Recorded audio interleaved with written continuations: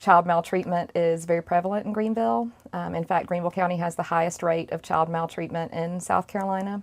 It's our goal to make our community a safer place, one child, one family, one individual at a time.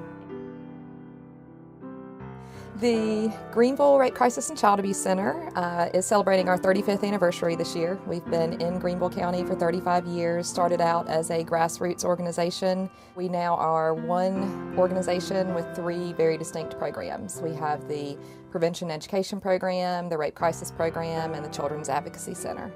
Last year we conducted 288 forensic interviews, 244 medical exams, and provided therapy services to hundreds of children.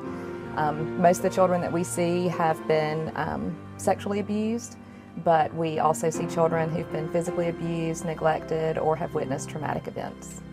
A 5-year-old boy who had witnessed a homicide. He was the only witness to the murder of someone very close to him, an immediate family member. So this 5-year-old boy, who was very nervous, did not want to walk through the front door, had no idea what he was getting into, and had just experienced one of the most traumatic events of his life. Not even 24 hours had passed.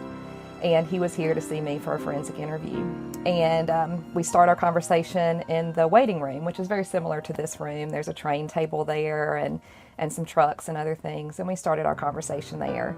And it took probably 15 minutes to get him down the hall. We rolled this truck back and forth all the way down the hall until we got to the forensic interview room. And once we got in the room, we still continued to roll this truck back and forth, talk about his family, things he liked to do.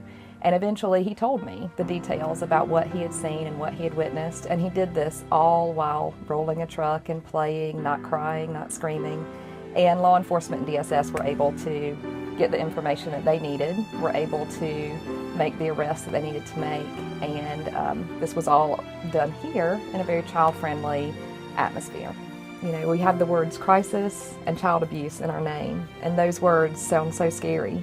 And I think sometimes as soon as people hear that name, they shut down and they can't tolerate listening to that. And it makes it sound really scary and hard to approach. And what I want people to know is that it's not that way. That's why we strive to create this atmosphere here where people do feel safe.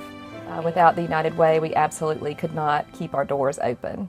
So we rely on the United Way for support, not only financial support, but as a resource. One of the things that I get asked all the time is how I can do the work that I do. And the other therapists here get asked the same question all the time. You know, how do you work with the type of information that you see? And it is very difficult, but the best thing is that we do get to meet heroes every day.